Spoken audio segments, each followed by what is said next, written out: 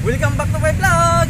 Biyahe ni Raul sa Bohol. Hi guys, dito ako ngayon sa Barangay Magtangtang, Danao, Bohol. Dito sa Danao Adventure Park guys. Kasi nandito yung mga loopers. So, mga grupo ito sa ano guys, sa loop. Kaya nakarating sila dito sa Danao guys. Yun, ang dami nila. Ang alam ko guys, napasa ko sa Facebook ay 2,000 plus yung mga loop member ng loop. Kaya yun guys, binibigyan ko sila dito sa Danao Adventure Cast, Danao Adventure Park. Yun guys.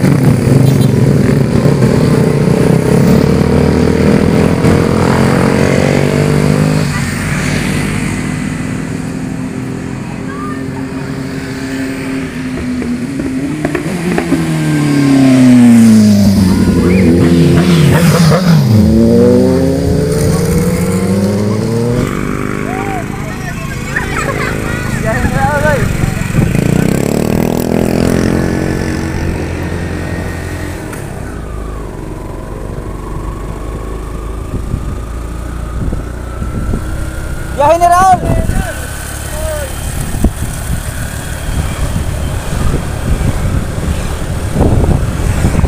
Dua ka kamot puti man. Oo.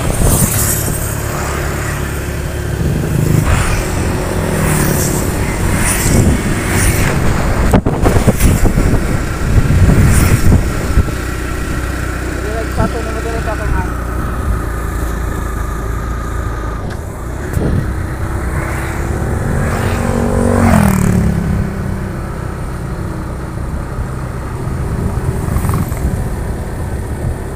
Oh, yun guys, malapit na tayong dumating dito sa Danao Adventure Park.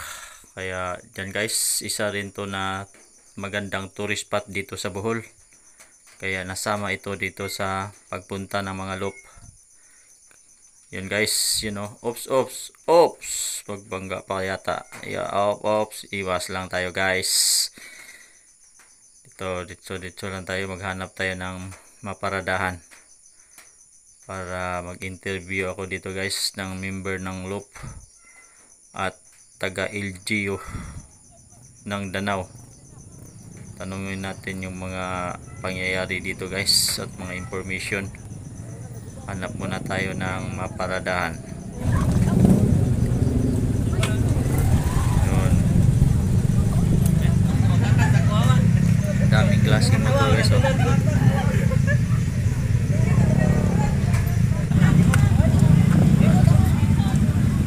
Lalaki at babae pala yung guys, yung riders dito.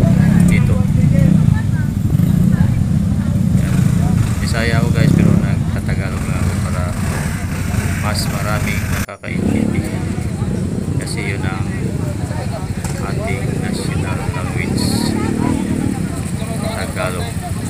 Ito guys, hindi sila pwedeng dumiretso doon, parada lang sila dito or mag U-turn lang sila dyan.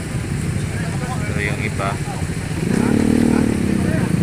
bumabalik na guys, kuha pa sila ng sticker guys. Yun, mag-interview. Good morning sir. Good morning. Ano to, vlog to, biyahe ni Raul sa Bohol. Kaya konti interview lang. Konti interview lang sir kung ano. Sige po. Kailan pa to ilan ba yung participant sa Loop dito sa ano? Nangyari nga dito. Yung participant sa Bohol Loop, nasa 2,000 to 2,300 yung members. Kailan to nag-umpisa? 23 po, kahapon. Kahapon, tapos ngayon. Tapos hanggang ngayon. Sige. Ano ba yung sa motor, anong klase ang motor nga pwede sumali dito para maging Based sa page ng Bohol Loop, nasa dapat yung motor is 75 to 1,500cc yung power ng motor. Sige. Ano ba intention nito sa ng Loop? Para ma-promote yung tourism dito sa Bohol. Ang member nito, Luzon, Visayas, Mindanao? Opo, sige. Tapos, ano sir, anong pangalan mo? Tapos shoutout. John Harley Vidor from Tagbilaran City. Shoutout. Shoutout sa TRC Club. Sige. Ano to, vlog to? Biyahe ni Raul sa Bohol. Sige, salamat. Thank you sir. Sige, bye-bye.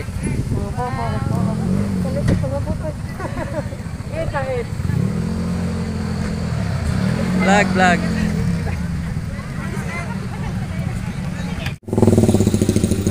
Hello sir.